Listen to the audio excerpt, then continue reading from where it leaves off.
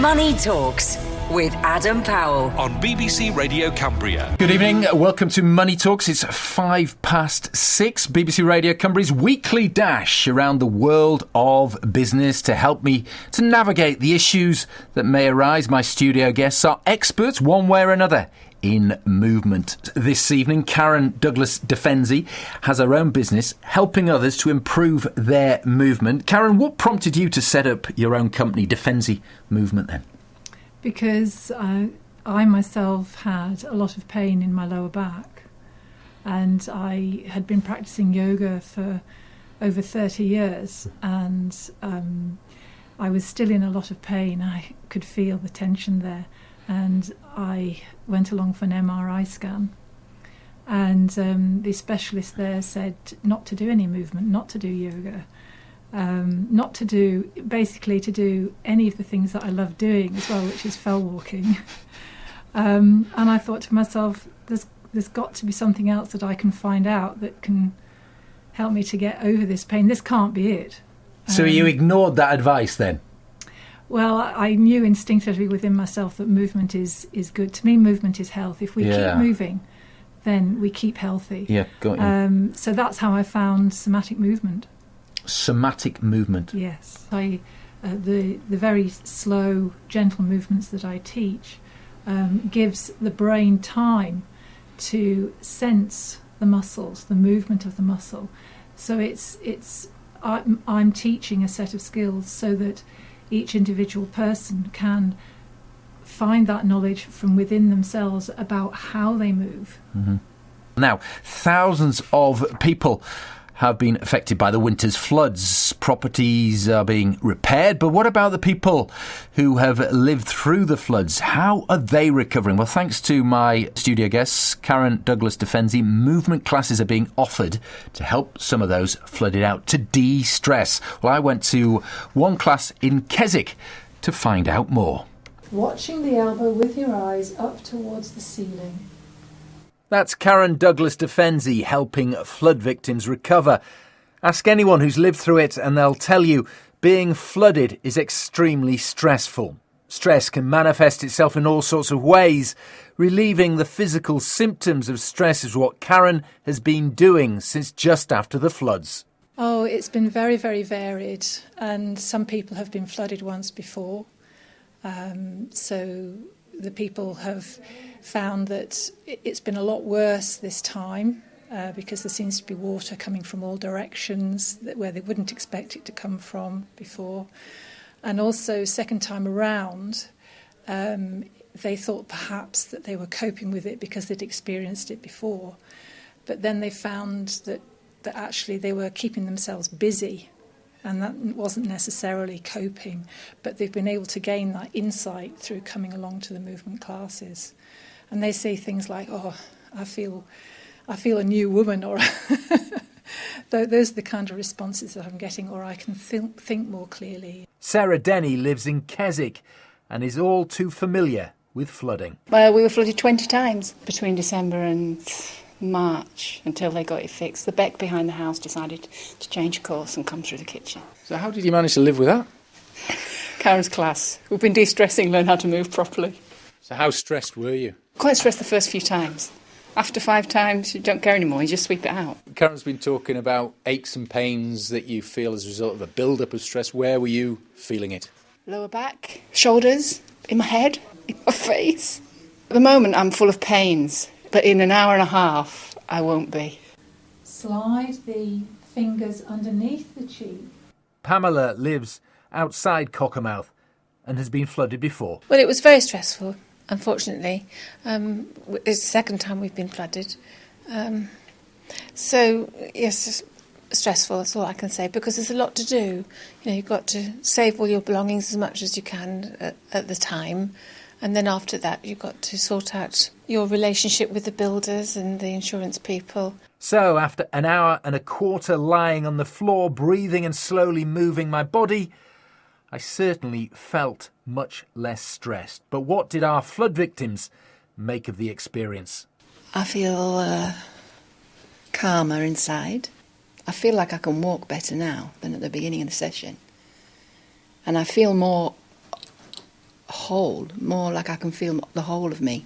That's what I tend to take. That's what I notice most when I'm out of a session, that I can feel all of my body. Well, that was Sarah Denny, who has been coming to the classes since she was flooded. And she told me, as you heard there, 20 times. It's unbelievable. Well, the lady who was obviously controlling the class, who's given the class, is Karen Douglas de Fenzi of the Fenzi movement.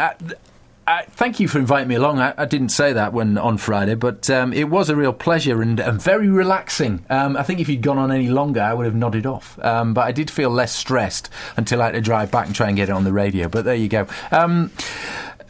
People who haven't been flooded don't appreciate how stressful flooding is, do they really? I mean, I've not been flooded directly. My grandmother was once, but it is very stressful. It does hit the body hard, I suppose, sort of emotionally. Yes, I think it affects different people in different ways, and I think that's been one of for me, the most profound things about running the classes, and that is hearing the stories of those who attend them, and the way that they've been able to deal with their situation. And that's what I wanted to do. I wanted to be able to offer a service for people to be able to help to work that out for themselves. Karen, in terms of what it is, how would you describe it? Because I know you've got 30 years' experience as a yoga teacher. How would you describe it to the person who's just listening in now? How would you describe the Fenzi movement? It's a very gentle, slow approach to movement, mm-hmm. and it's all to do with sensing and feeling from within. So anyone coming along to one of my classes will be talked through a simple sequence of gentle movement. There are no demonstrations or anything like that. Nothing is done to you. It's all to do with exploring oneself, and having time to actually feel how we move for ourselves. I mean, what I was conscious of was I doing it right? But it is fairly simple in the movements and nothing too complicated. You're not doing any weird and wonderful lotus positions or anything like that. Nothing like that. There is no right and wrong, because the movements. It's like learning a set of skills for oneself, mm-hmm. and then there's always something that each person can take away at the end of each session. And then they can make those movements their own, and that's something that they've always got. So if they can manage their stress for themselves through the movement, and it's all to do with feeling good from within. Mm-hmm. And I suppose in a way I can make an analogy with fell walking. When we go fell walking, we perhaps are familiar with a particular route that we may take. Through the movements, we can become aware of our internal selves, a bit like mapping out the route of our own cartography from within. And once we become familiar with that through the movement ourselves, we can start to feel, oh, maybe this is where I might be holding tension. And nobody else can do that for us. There is a continual scope for improving ourselves.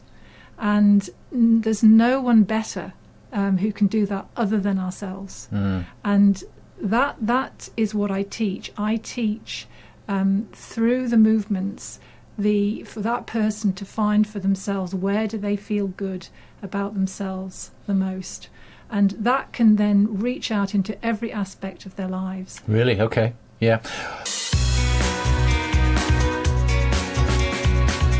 BBC Radio Cumbria with Adam Powell. Good evening, 25 to 7 this Monday night. It's Money Talks with me, Adam Powell. My guests this evening are Karen Douglas de Fenzi of the Fenzi Movement. And Karen, with the Fenzi Movement, we saw the impact, or I saw the impact of some of the people who've been flooded and the stress they're under. Many of those have been sort of 5, 6, 7, 8 times. But I suppose you tailor your particular class to suit the different environment, I suppose. Yes, I do. And it's also that clarity of thought as well that it brings. You must be optimistic. Very optimistic. My idea is to approach the University of Cumbria, and because I've noticed that they've done some research into improving coordination using different machines, and it's a similar kind of research, but I can offer an improvement of posture and coordination through that awareness of how we move from within. Great, okay. Well, we look forward to hearing more about that. That's all from Money Talks this evening. My guests this evening have been Karen Douglas de Fenzi from the Fenzi Movement. That's all from me. Good night.